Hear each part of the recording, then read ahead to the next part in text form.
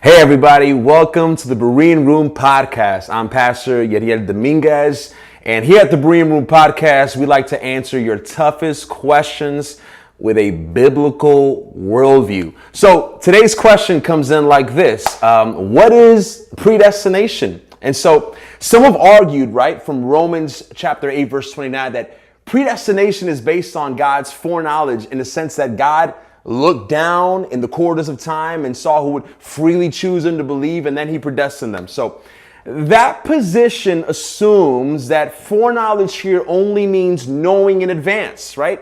In the Bible, however, knowledge is often used as a sense of personal intimacy. So, for example, when Adam knew Eve and she conceived a son, Genesis chapter 4, verse 1 talks about that. So God's foreknowledge is linked to his foreloving.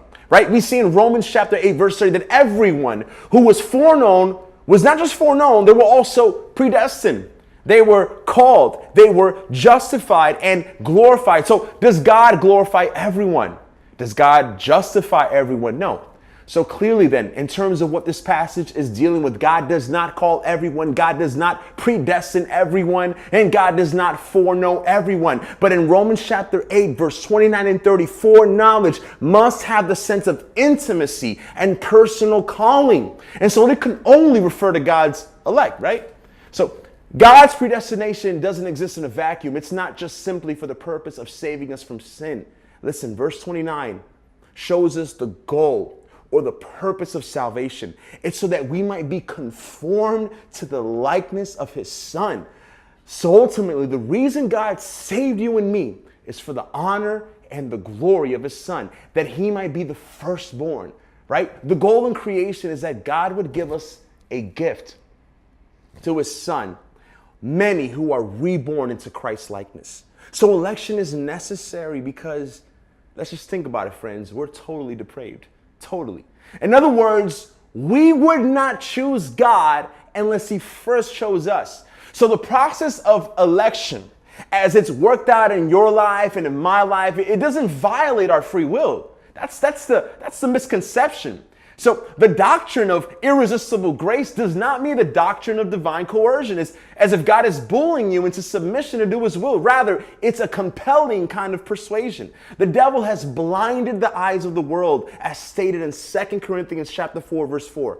And once our eyes have been enlightened by the Spirit of the living God, we see clearly what God has done for us. And if grace were resistible, this would mean that the person who can resist God's will is some kind of a strong and powerful individual, and the one who can't, and therefore can't get saved, is some kind of a weakling. And then that's not the biblical picture.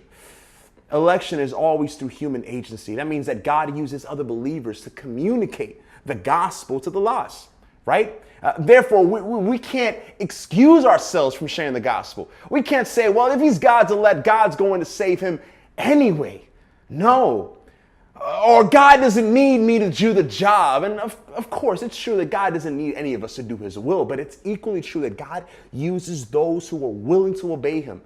So the doctrine of election should motivate us to share the gospel, not out of fear, but because we want to be used by God to do God's will. I hope you found this video encouraging. God bless.